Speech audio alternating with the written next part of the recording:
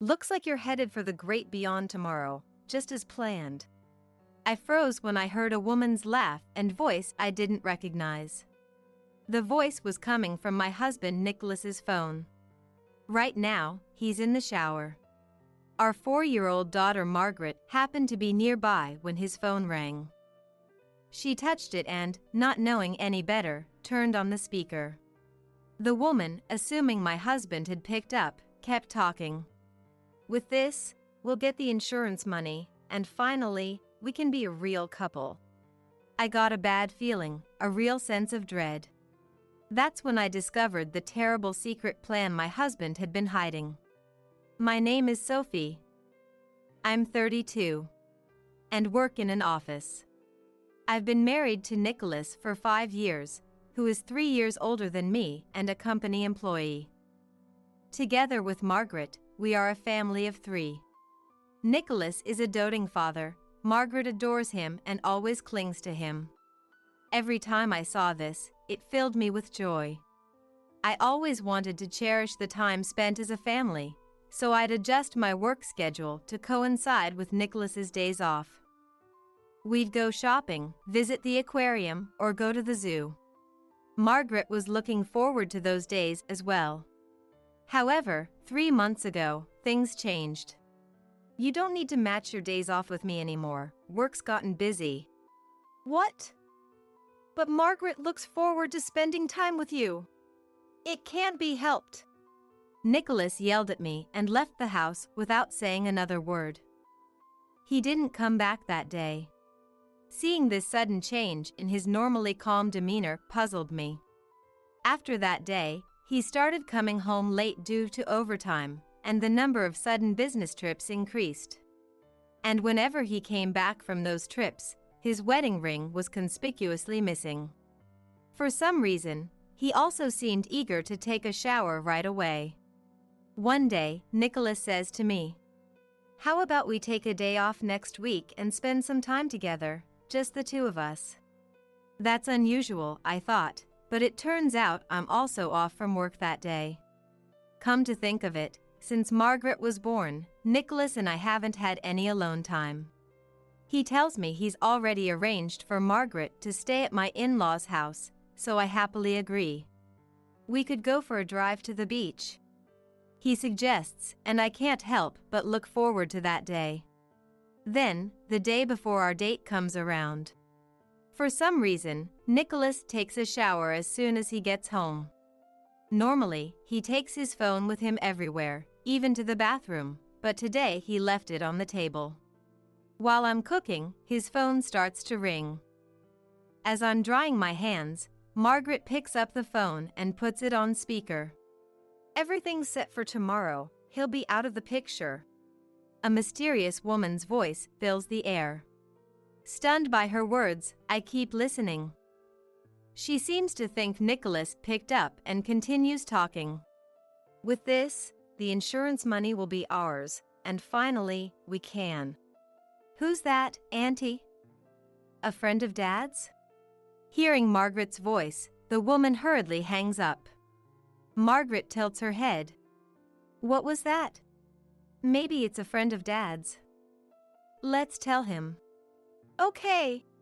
Margaret runs off towards the bathroom with a smile. I guess she wants to tell her dad as soon as possible. In the meantime, his phone is left on the table. Just as I'm about to snoop through it, I hear the bathroom door open and quickly put the phone back in its place. Margaret informs a freshly showered Nicholas. "Dad, your friend called." Suddenly, Nicholas rushes into the living room, his body still wet. "Did you answer my phone without asking?" "No." Margaret picked up, but I didn't listen. "I see." His stern face relaxes suddenly, his brow smooths. "Is he cheating? And what was that about out of the picture?" That night, unable to shake my suspicions, I wait until Margaret and Nicholas are asleep. Then I check his phone again. The caller ID reads Eric. There are several calls from this Eric, but the voice was unmistakably a woman's. When I open WhatsApp, there's frequent communication with a woman named Caroline. Reading the content, it's clear that Eric is probably a cover, and it's really Caroline. In the messages I found on his phone, there were details about the sinister plan the woman had just mentioned. I was so shocked, I caught my breath. Who is this woman? I can't believe it. Fuming, I clenched my trembling hands tightly. Further investigation of his photo gallery revealed multiple selfies of Caroline cozying up to Nicholas. The woman in these pictures, attached to Nicholas like glue, looked familiar. Is this woman? Could it be? When I checked my work computer, it turns out she was someone I knew. So that's how it is. After transferring all the evidence to my computer, I found some important documents in Nicholas' carry-on bag. If you're up for this, be prepared. I've got plenty to corner you both. I then made a call to someone. I didn't sleep a wink that night, and morning eventually came. As I prepared breakfast, Nicholas, unusually up early and in high spirits, said, "Great weather for a drive, huh?" "Sure is." I replied with a fake smile, but he didn't seem to notice my mood. "All right, let's get moving." After dropping Margaret off at my in-laws' house, Nicholas started driving. Today, Nicholas was unusually chatty, rambling on about trivial matters. As I played along, my phone rang about 30 minutes into the trip. "It's a call from your mom. Margaret seems to have a fever. We need to go back." "What?" "I mean, we asked Mom to watch her. She should handle it. Mom says she has a fever close to 102 degrees Fahrenheit and wants to take her to the hospital. I have the medical insurance card, so we need to go back." "All right, fine." Nicholas reluctantly made a U-turn. When we arrived at my in-laws' house, Nicholas energetically opened the door to be greeted by a surprised-looking Sasha, my MIL. "Mom, how's Margaret's fever?" "What are you talking about?" "You called Sophie's phone earlier, right?" "I did. I never made such a call." Confused, Nicholas and Sasha were at a loss for words, but Nicholas quickly turned to confront me. "Hey, what's going on?" Fully expecting this question, I flashed a big smile and told Nicholas, That was a lie to bring you back here." "What?" "But the phone rang, didn't it?" "That was just an alarm. I set the ringtone and the alarm tone to be the same to make you believe that a call had come in." Just then, we heard, "Daddy, Mommy." And Margaret came running down the hall, hugging Nicholas around his legs. Nicholas glares at me, not even glancing at Margaret. "Explain yourself." "Oh, just returning the favor for all the lies you've told so far." "You kidding me? Are you making a fool out of me?" Hearing Nicholas' angry shout, a surprised and crying Margaret hides behind me.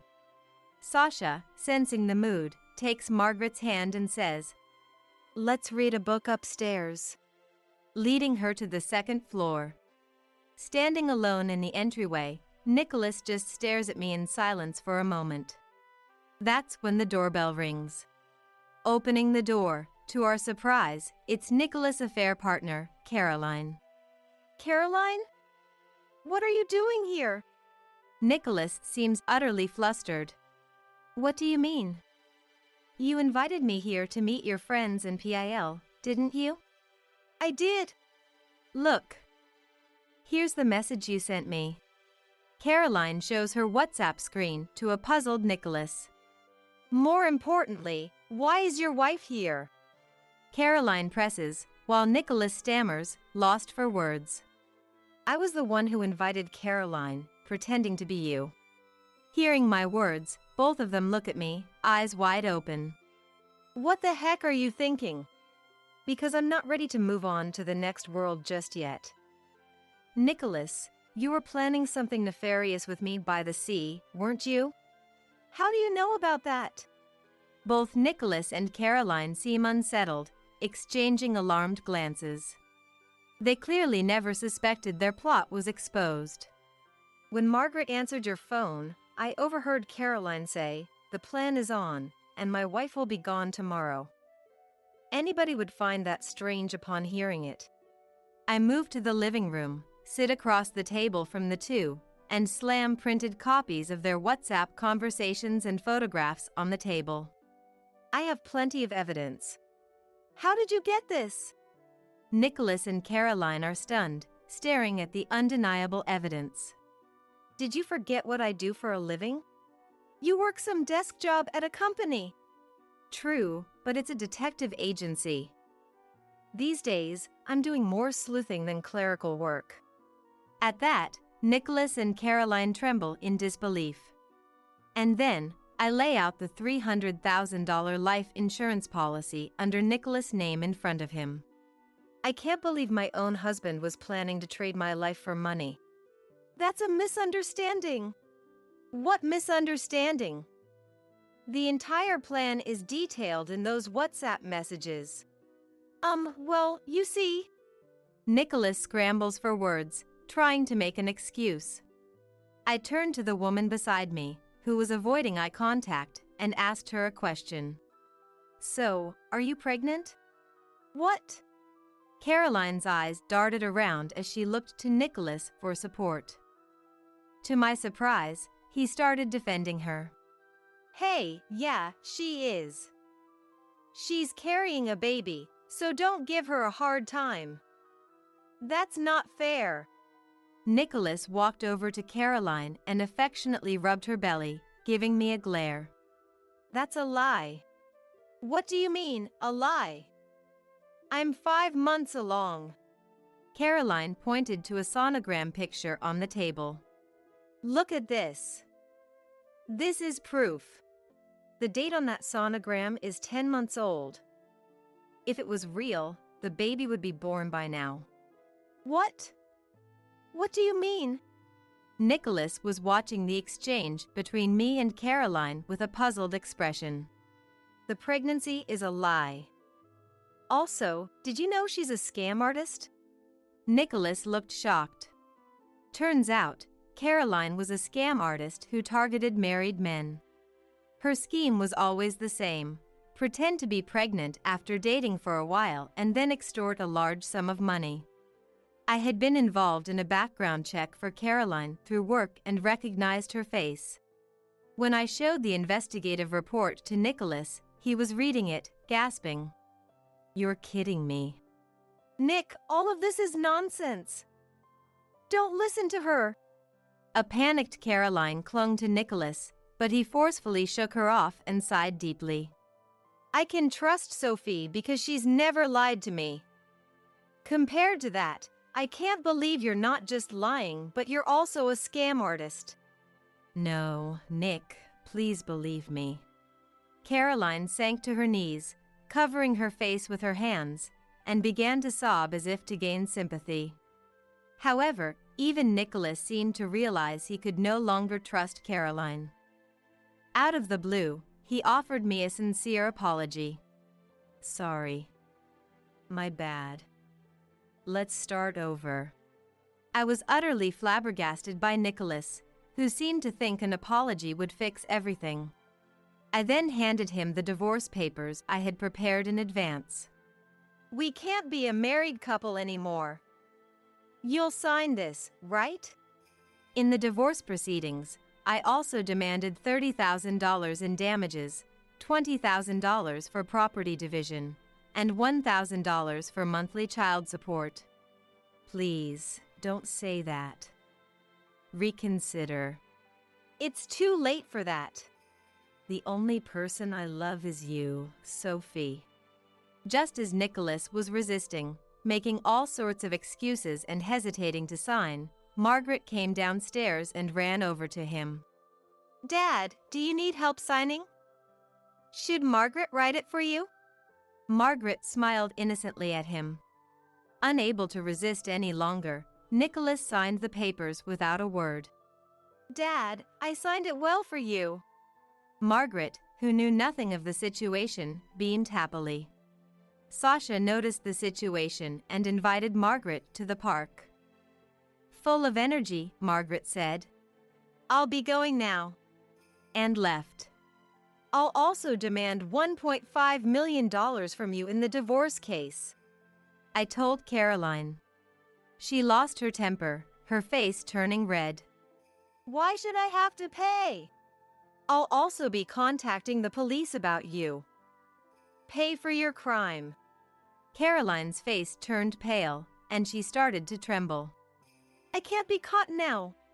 She dashed out of the living room towards the entrance. However, police were already waiting outside, and Caroline was immediately arrested. "Let go of me!" Caroline, whose appearance was far from her shrieks, thrashed about as she was restrained by the police. Nicholas, who had followed her to the entrance, looked drained when he saw what was happening. A police officer then tapped Nicholas on the shoulder and said, "It's time to go." "No way! Why do I have to be arrested? Sophie, help me!" Nicholas resisted and struggled, but the burly police officers dragged him into the patrol car and drove off. About 15 minutes later, Sasha and Margaret returned home. Sasha had tears in her eyes and apologized to me, as if she'd seen everything from a distance. Turns out, it was Sasha who called the police. When I found out about Nicholas's plan to ruin me with Caroline, I immediately confided in Sasha. Shocked, Sasha said, "If that's true, it's my responsibility as a parent to report this to the police." And she agreed to help. That's why she had been keeping an eye on us while entertaining Margaret upstairs. I guess she took Margaret to the park because she couldn't bear to let her granddaughter see her father get arrested. I said, "I'm sorry for causing such a commotion," and handed Sasha a handkerchief. The next day, I filed for divorce in court. Nicholas and Caroline ended up behind bars. Nicholas sold our home and used the money to pay alimony and child support. Sasha covered the remaining costs, saying, "It's the least I could do." The plan was to make Nicholas pay her back once he's out of jail. As for the compensation claimed in the divorce case against Caroline, I plan on having her pay in full once she has served her time. Meanwhile, Margaret and I moved back to my parents' house. Margaret is doted on by my parents, who find her incredibly adorable. I am committed to protecting my sweet Margaret and pouring all my love into her from now on. My name is Sarah. I am a 37-year-old stay-at-home mom. I've been married to my husband, John, for 8 years. We had difficulty having children, and it took us 4 years of fertility treatment. But our dream has finally come true. And to our surprise, we're expecting twins. I was so overjoyed that I cried in front of my doctor. When I told my husband about my pregnancy with twins, he was over the moon. Of course, my parents were delighted too. My in-laws, on the other hand, were utterly surprised. "Well, isn't this something? Not only Bob, but you too, John? I wonder if we have the genes for twins running in our family," my mother-in-law said. Yes, indeed. My husband's younger brother, Bob, also has twins. Unlike us, Bob and his wife had children right after getting married. Their twin boys are currently 4 years old and at their mischievous stage. I'm quite anxious about raising twins, so it's reassuring to have someone nearby who I can consult about parenting. As the expected delivery date draws near, I struggle more with my huge belly. Being pregnant with a twin is anything but relaxing. It's a blessing to know that my twins have grown this much, without any major issues. These twins are doing their parents a favor even before they're born. I pondered, already feeling like a proud mom, as I somehow managed to get the housework done. What's this? This doesn't taste right. Despite my efforts to keep up with housework, my husband keeps complaining. I'm sorry. I couldn't taste it because I was feeling sick. What's that about? Your morning sickness should be over by now, and you should be in your stable period. Stop making excuses. There's no stable period with a twin pregnancy. Don't make excuses. You're a stay-at-home mom. At least get your cooking right. And what's with this mess? My husband is always angry and complaining. He doesn't help with anything. He won't even take out the trash. Besides my husband, who shows no sympathy, there's another one that stresses me out. What's with this mess? Just because you're pregnant doesn't mean you can slack off. I'm sorry. I've been feeling sick since morning. Seriously, can you even give birth like that? You know you won't be done after just popping babies. Your job as a mom starts only after that. Yes, I am aware. Now, go fix my lunch. My mother-in-law, who visits every day, is my biggest source of stress. My in-laws' house is about a 10-minute bike ride away. My mother-in-law shows up every day around noon, nags at me, then has me prepare lunch for her. And then she continues to nag and be mean to me until she leaves, a truly baffling behavior. I guess it's okay to leave my father-in-law on his own. I'm at my wit's end with my mother-in-law's daily assaults. I finally brought it up with my husband. Listen, my due date is approaching. I'm thinking of going back to my parents' home. Huh? Aren't you supposed to going to be hospitalized before your due date? Just stay here until then. I'm scheduled for a C-section, so I'll be admitted to the hospital a little before my due date. Yes, but we don't know when labor will start, do we?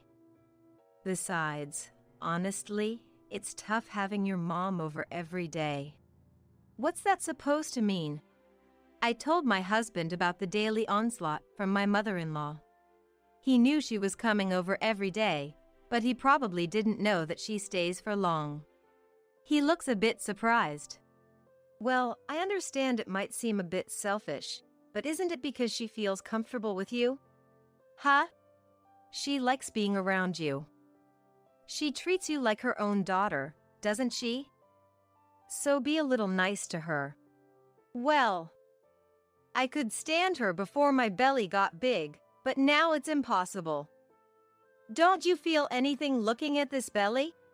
As I pointed to my enlarged belly, my husband just shrugged his shoulders. Well, I guess it is big and might make moving around difficult. Do you realize how hard it is to walk with this belly? And yet, your mom keeps coming over and nagging me every day.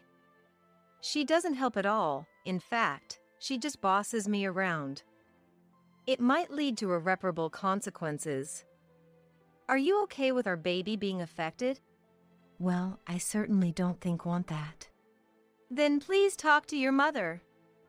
If you continue to ignore me, I'll fight for myself. As I talked, my emotions ran high, and words slipped out unexpectedly. Seeing my surprise, my husband's eyes widened. What's that? Are you talking about divorce? If things remain as they are, yes. I'm really at my limit. If I continue to be troubled by my MIL. If my husband continues to side with my mother-in-law. He probably realized I was serious about it and let out a deep sigh. I understand. Really? Really? Can't you believe me? It's not like that, but... To be honest, I am skeptical. There are signs that my husband values his mother more than me. Then let's do this. Prepare the divorce papers. Huh? If you think you can't trust me and it's not going to work, you can file them whenever you want. How about that? Can you believe me now? Yes. Seeing my husband's determination, I felt relieved. After that, my husband actually prepared the divorce papers and seemed to have warned his mother. In the end, I didn't return to my parents' place, but after that day there were no more onslaughts from my mother-in-law until I was hospitalized. Then I had a C-section and safely gave birth to twins. For a while after that, I stayed at my parents' home, somehow managing the whirlwind of first-time parenthood. However, as a new mom, I was struggling raising my twins. Then one day, my husband came to visit me at my parents' place. "Can you come back home soon?" "Huh? It hasn't even been a month yet?" "It's already been a month. Aren't you just having too much fun while leaving the house?" "Fun? I have no such time. Being a mother to twins is tough. I'm enduring my painfully slow recovery from childbirth because of my advanced age, and yet I'm still taking care of our kids." "So what if you're old? There are plenty of people who don't return to their parents after giving birth. Stop being such a baby. Just come back home already." After saying those harsh words behind, my husband left. Didn't he come to see our kids? Without even properly looking at his children or holding them, my husband left just like that. While calming down my crying twins, I too became sad and shed tears. Not wanting to strain our marriage, I returned home, shaking off my parents who tried to hold me back. "You finally came back. Do you even understand what it means to be a wife?" The moment I opened the door, these were the words that came out of my mother-in-law's mouth. She was waiting for me, standing there like a guardian statue.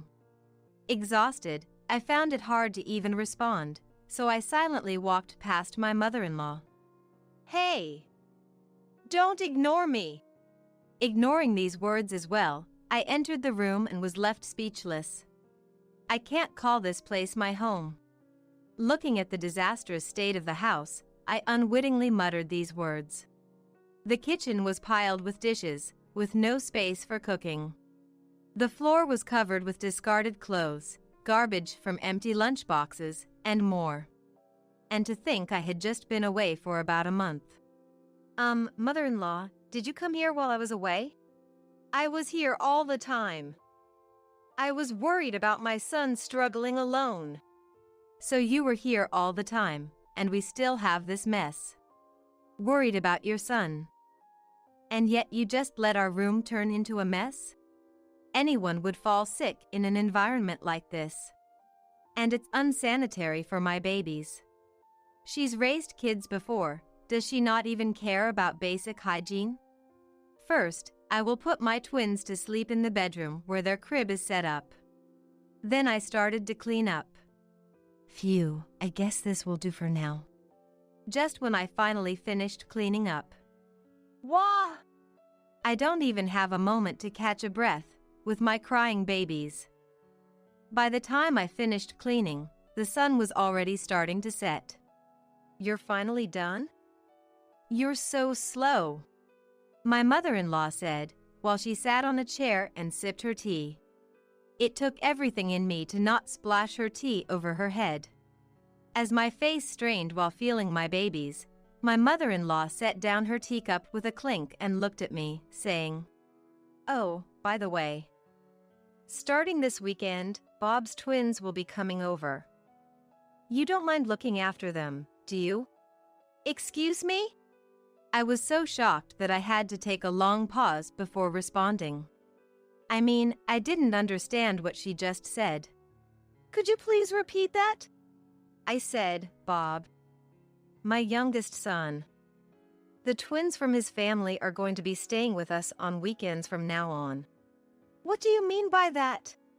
"We're doing this to give Bob and his wife a break. You're having an easy time with your own twins who just sleep all day, so it's only fair that you do this for them, right?" I don't understand what she means. I'm just dumbfounded. I'm not having an easy time at all. In fact, I'm so busy I barely have time to sleep. With the situation at home now, things are only going to be more rough. What on earth is my mother-in-law saying? What's so hard about being a stay-at-home mom? I'm giving you a job to do, be grateful and accept it. I can't. You just can't because you're inefficient with housework. Don't make your incompetence an excuse. It's been decided, this is a done deal. With that, she left. Just like my husband, she states her piece and leaves without hearing me out. But now isn't the time for me to be impressed at how similar my husband is to his mother. Like mother, like son. All panicked, I called my husband, who should still be at work. What's up? I'm busy right now. Listen, your mom just said the most outrageous thing. She wants us to look after Bob's twins on the weekends. Oh, that. You knew about this. I couldn't believe my husband knew about this. Why didn't you say no? Well, Bob's family is having a tough time. They can't even eat out because the twins are so rowdy, and they don't get any rest or time to enjoy themselves. Don't you feel bad for them? Yeah, that must be rough, but why does that mean we have to take care of them? Your mom and dad can take care of them instead. Mom and dad are too old for that. You want to put all that burden on them? You're so cold-hearted. What about me? I'm already overwhelmed with taking care of our own twins. Babies are easy, they just sleep, eat, and sleep again. It's not that hard. Oh, and don't slack off on housework. I won't allow any excuses. Keep that in mind. If you refuse, we're getting a divorce. What? Aren't you going to help? Me? No way. You want your hard-working husband to work even on his day off? You're a devil. There's no point in talking to them. Both my husband and my mother-in-law are the absolute worst. It feels like I'm talking to a wall. I ended the call in silence. Even with all the crap that I've been enduring, to my surprise, I'm still cool-headed. I decided to call elsewhere. A few minutes later, having ended the call, I found myself gazing at my sleeping twins. The adorable faces of the twins gave me courage.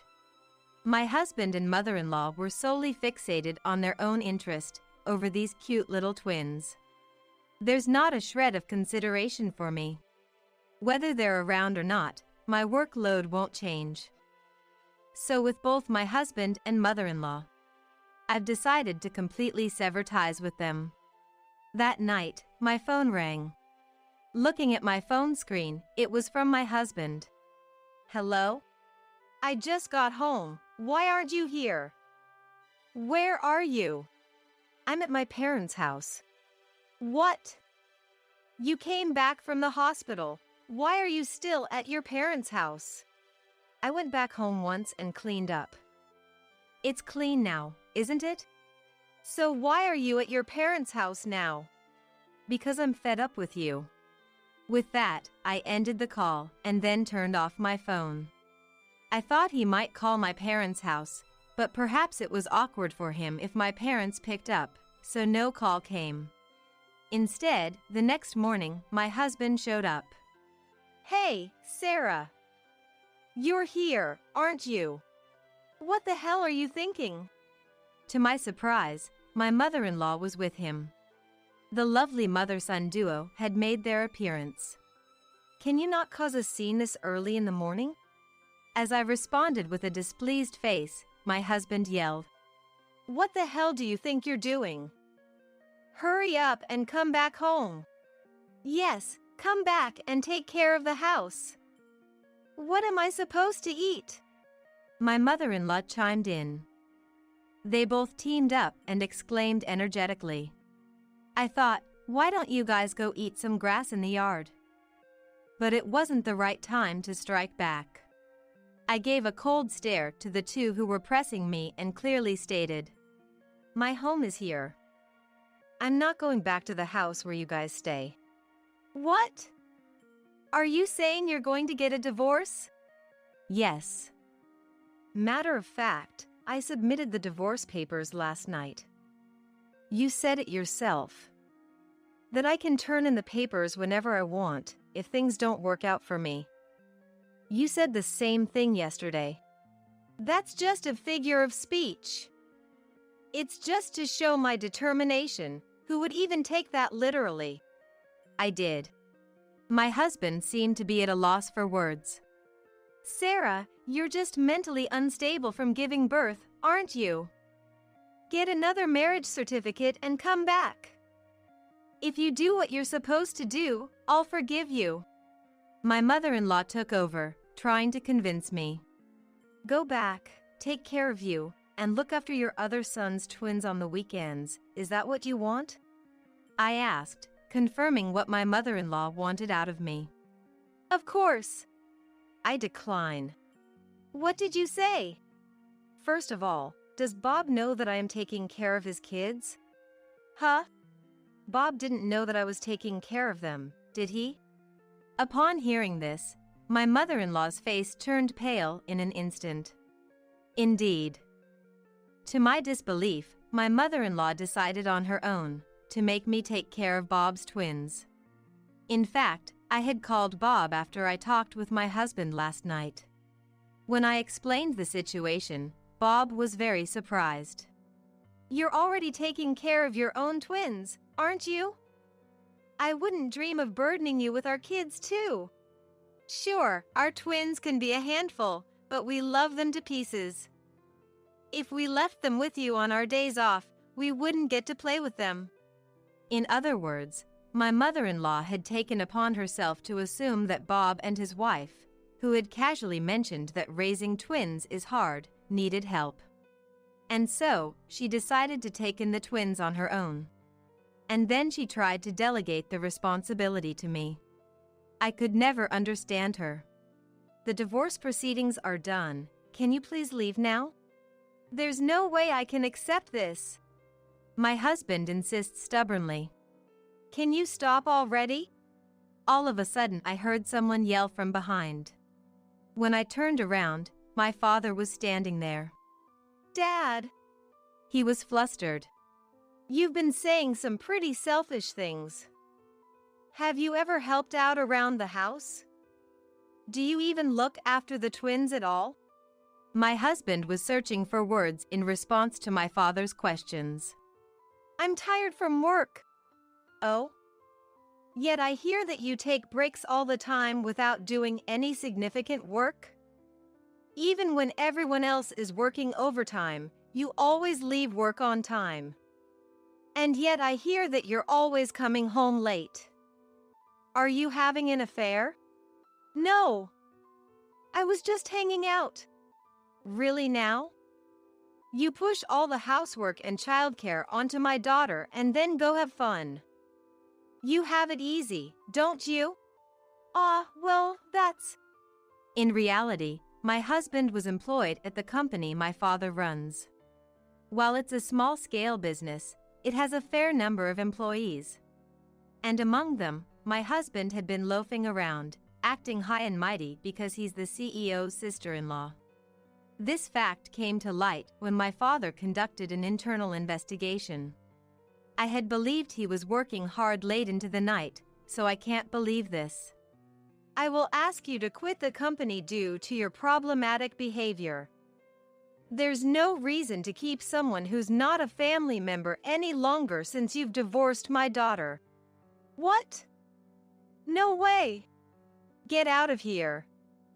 I'll give you a formal notice tomorrow. Make sure to quickly pack your things at the office early in the morning. Huh. My husband turned pale hearing my father declare his termination. No, my ex-husband. My father turned his back on my ex-husband, and as I was about to enter our home, my ex-husband did something completely unexpected. My ex-husband forcefully pushed me aside and tried to barge into our home. Hey, what are you doing? My ex-husband was attempted to shove my father away. Move. Hand over my kids. If they're with you, you'll come back, right? My ex-husband was yelling nonsense. Don't be absurd, using your own child as a hostage. Shut up. It's because you won't come back. My ex-husband was desperately trying to force his way into our home. I clung onto him, trying to prevent his intrusion. My ex-mother-in-law was frantically trying to pull me off him. My father rushed to block the front door from inside. It was an utter chaos. If I let him take away my children, only the absolute worst would be waiting for all of us. I screamed at the top of my lungs, "Stop!" Just then, I thought I heard the siren of a police car approaching, followed by a sharp brake noise in front of our house. "Officer, over here!" "Mom?" The person who squeezed past my father and rushed out was my mother. She hurried towards the officer who had just gotten out of the police car, appearing to explain the situation. And then, "What the hell? I'm her husband. I'm her family. What's wrong with entering my in-laws' home? I'm this boy's mother. Why are you cops here?" All right, we'll hear your story at our office." My ex-husband and ex-mother-in-law were vigorously resisting the police's questioning, and it seems they were eventually taken away. My mother, who had been watching our exchange from inside the house, had sensed something was off and called the police. "Thank you, Mom. I called because I thought something was wrong, but to think they would try to take away the twins, they're unbelievable. To try and change my feelings by taking our kids as hostage, they're awful." After explaining the situation to the officer, we exchanged wry smiles. Later on, my ex-husband and ex-mother-in-law got released, but they got a restraining order from me. After discussions through a lawyer, I was able to successfully receive a lump sum payment for alimony and child support. My ex-husband, who had been fired from my father's company and lost all his money, ended up living a hard life in a rundown apartment, working part-time. How do I know this? Because my ex-husband sent me numerous texts, repeatedly whining about his situation. I was wrong. I love you and the kids. Why was I so selfish? I've changed. Can't we start over? Or if you could just do the cleaning and laundry, I will forgive you. I will come back. I'll be waiting, and so on. Even though he says I was wrong, why does he end his texts with, "I will forgive you"? It doesn't make sense. Of course, I ignored him. I got fed up and finally blocked him. I heard from my ex-BAL, Bob, that my ex-mother-in-law had moved into my ex-husband's shabby apartment. Surprisingly, my ex-mother-in-law had apparently been asked for a divorce from my ex-FAL quite some time ago. Which explains why she came over to our place often. My ex-mother-in-law, who used to pick on everything I did, turned out to be a hopeless housewife who couldn't do any chores. I heard my ex and his mother are constantly fighting, as neither of them can do basic chores. My mother and brother have caused you trouble. I am so sorry. Bob apologized to me over the phone, sounding sorry. Bob must have inherited my ex-father-in-law's senses. Raising twins must be tough. Please don't hesitate to consult me or my wife. His supportive words made me very happy.